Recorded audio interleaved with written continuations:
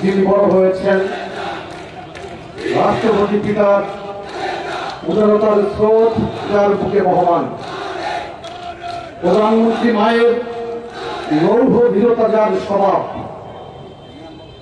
হাজার মাইল দূরে থেকেও যিনি গত 16 বছর বাংলাদেশের মানুষের হৃদয়ে গণতন্ত্র পুনঃপ্রতিষ্ঠিত করার আকাঙ্ক্ষাকে জাগ্রত করে রেখেছিলেন, যিনি বাংলাদেশের প্রতি ইঞ্চি ভূমির সার্বভৌমত্ব রক্ষা করার জন্য নিরন্তর প্রাণান্তকর ধীর ও নীরব সংগ্রাম চালিয়ে যাচ্ছেন, যাকে সাথে নিয়ে আমরা গণতন্ত্রের অভিষেক উদযাপন করার স্বপ্ন দেখি। আমাদের সাংগঠনিক অভিভাবক দেশনায়ক জনাব তারেক রহমানের নির্দেশে ময়মনসিংহ মহানগর, ময়মনসিংহ উত্তর জেলা, ময়মনসিংহ দক্ষিণ জেলা যুবদল, স্বেচ্ছাসেবক দল, ছাত্রদল এবং ময়মনসিংহ কৃষি বিশ্ববিদ্যালয়ের ছাত্রদল, কবি নজরুল বিশ্ববিদ্যালয়ের ছাত্রদল আয়োজিত আজকে এই যৌথ কর্মী সভায় প্রধান অতিথি হিসেবে উপস্থিত রয়েছেন জাতীয়তাবাদী স্বেচ্ছাসেবক দলের সংগ্রামী সভাপতি, ছাত্রদল থেকে বেড়ে ওঠা নেতৃত্ব, নন্দিত জননেতা বন্ধুবর এস.এম. জিলানী। উপস্থিত রয়েছেন জাতীয়তাবাদী স্বেচ্ছাসেবক দলের সংগ্রামী সিনিয়র সহসভাপতি, সাবেক ছাত্রনেতা আমার প্রিয় ভাজন ইয়াসিন আলী। উপস্থিত জাতীয়তাবাদী ছাত্রদল কেন্দ্রীয় সংসদের সংগ্রামী সিনিয়র সহসভাপতি, চট্টগ্রামের কৃতি সন্তান, ঢাকা বিশ্ববিদ্যালয় থেকে বেড়ে ওঠা নেতৃত্ব, আজকের প্রধান বক্তা স্নেহভাজন আবু আফসান মোহাম্মদ ইয়াহিয়া। উপস্থিত আজকের সঞ্চালক, শুরু থেকে সাবলীলভাবে সঞ্চালনা করে যাচ্ছেন ঢাকা বিশ্ববিদ্যালয় থেকে বেড়ে ওঠা নেতৃত্ব, স্নেহভাজন আন্দোলন সংগ্রামে পরীক্ষিত ছাত্র নেতা শ্যামল মালুম। উপস্থিত স্বেচ্ছাসেবক দলের কেন্দ্রীয় কমিটির সহসভাপতি, সাবেক ছাত্র নেতা শফিউদ্দিন আহমেদ সেন্টু সহ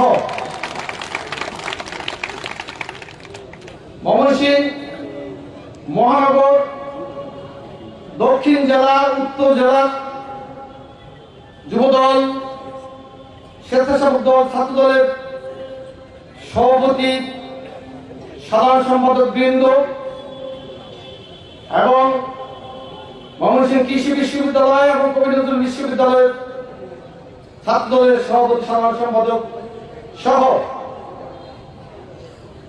বিশেষ করে ময়মনসিংহ মহানগর যুবদলের সাধারণ সম্পাদক শাকির, দক্ষিণ জেলা যুবদলের সাধারণ সম্পাদক রাজু, উত্তর জেলা যুবদলের সাধারণ সম্পাদক বিপ্লব, যারা এই আয়োজনে সর্বাত্মক সহযোগিতা করেছেন এবং যাদেরকে উপলক্ষ করে আজকের এই আয়োজন, সবাইকে আমি আমার ব্যক্তিগত পক্ষ থেকে এবং বাংলাদেশ জাতীয়তাবাদী যুবদল কেন্দ্রীয় নির্বাহী কমিটির পক্ষ থেকে জানাচ্ছি সংগ্রামী শুভেচ্ছা এবং বিপ্লবী অভিনন্দন। বন্ধুরা আমার, আজকে কেন্দ্র থেকে আগত যে সকল বক্তব্য রেখেছেন, মূলত আমরা যে বক্তব্য আপনাদেরকে শোনানোর জন্য এসেছিলাম, এই বক্তব্যগুলো কিন্তু ইতিমধ্যেই আপনাদের সামনে প্রদান করা হয়েছে আপনারা যে কোনো একজনের বক্তব্য যদি মেনে চলেন তাহলে আমার আর বক্তব্য দেওয়ার দরকার নেই। তারপরেও যুব দলের একমাত্র প্রতিনিধি আমি, এজন্য আমি সামান্য কিছু বলছি, অল্প সময়ের মধ্যে বক্তব্য শেষ করবো। অনেক রাত হয়েছে। সবচেয়ে দ্রুততম যে উপজেলা ইউনিয়ন, সেখানেও আপনারা রাতের ভিতরে যাবেন, এজন্য আমি সংক্ষিপ্ত করার চেষ্টা করব। বন্ধুরা আমার, অনেকেই বলেন 5ই অগাস্ট দ্বিতীয় স্বাধীনতা। যদি সত্যি হয়ে থাকে তাহলে গত 16 বছর পর্যন্ত আওয়ামী ফ্যাসিবাদ বিরোধী ধারাবাহিক আন্দোলনে যে নেতৃত্ব দিয়েছিলেন আমাদের প্রিয় নেত্রী দেশনেত্রী বেগম খালেদা জিয়া, আমাদের প্রিয় নেতা দেশনায়ক জনাব তারেক রহমান, সেই নেতৃত্বের উপর ভর করে বাংলাদেশে একটি গণ আন্দোলনের প্রেক্ষাপট তৈরি হয়েছিল।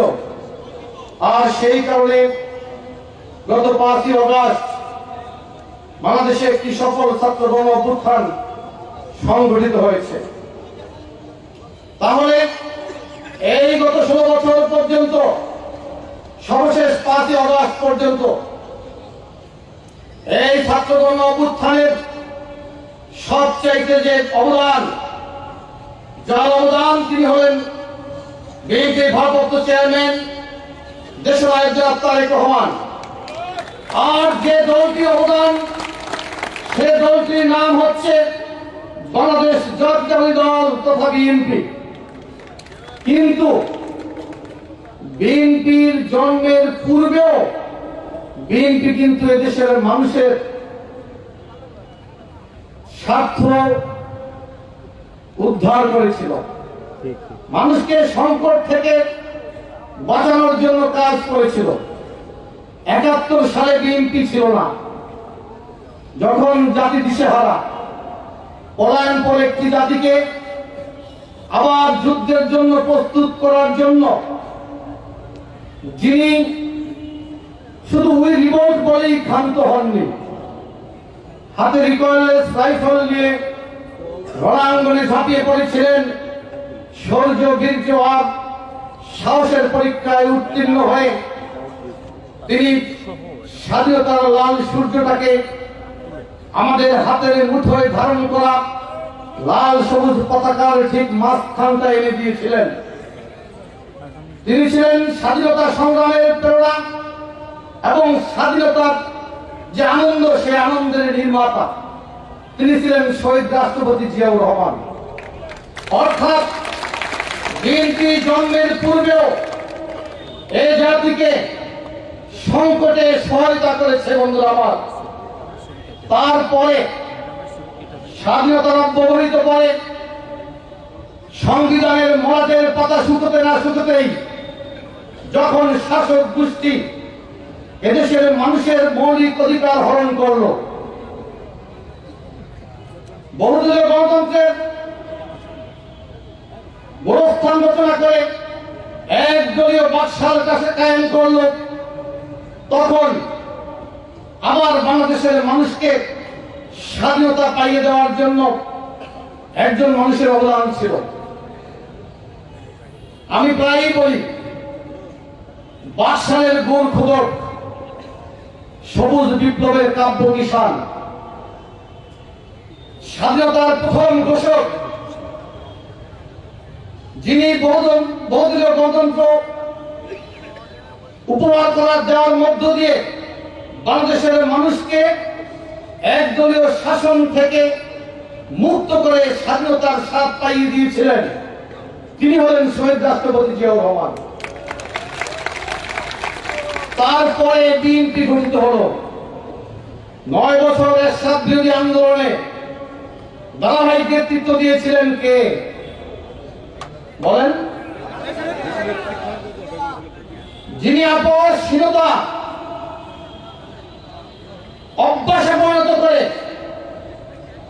যিনি এরশাদ বিরোধী আন্দোলন নেতৃত্বের মধ্য দিয়ে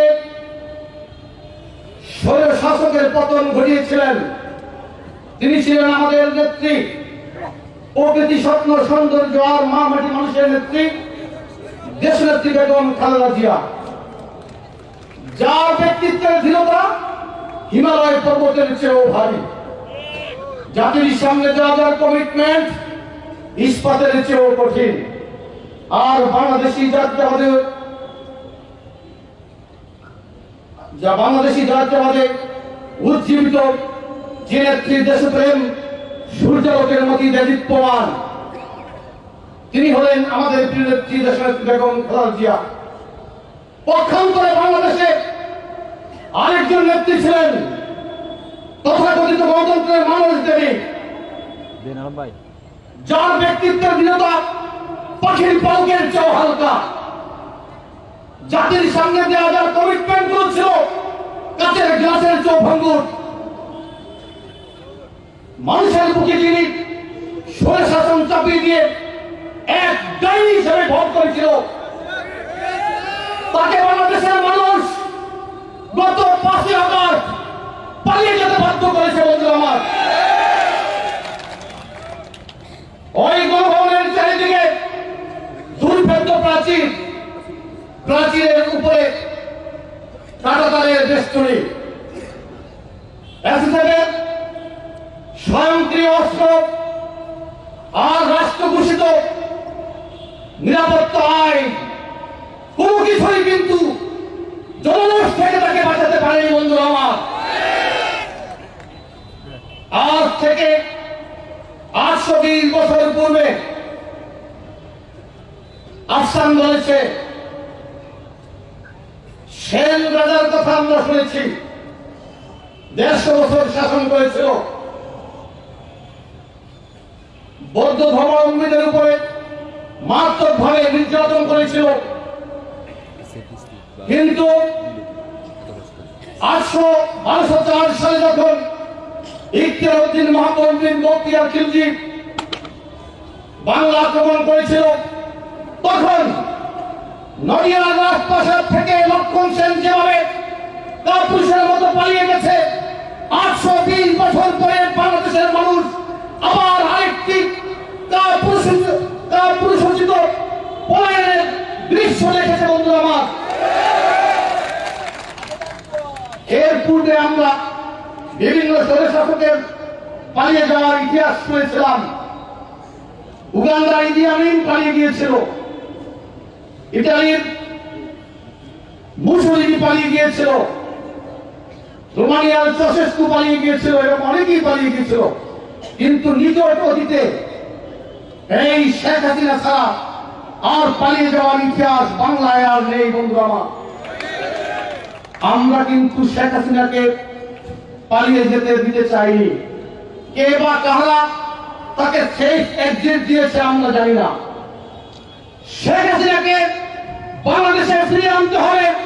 প্রতিটি হত্যাকাণ্ডের জন্য তাকে আইনের মুখোমুখি করতে হবে। বাংলাদেশের যে পরিমাণ সম্পদকে লুটপাট করেছে, প্রতিটি লুটপাট করার টাকার জন্য তাকে বিচারের মুখোমুখি করতে হবে।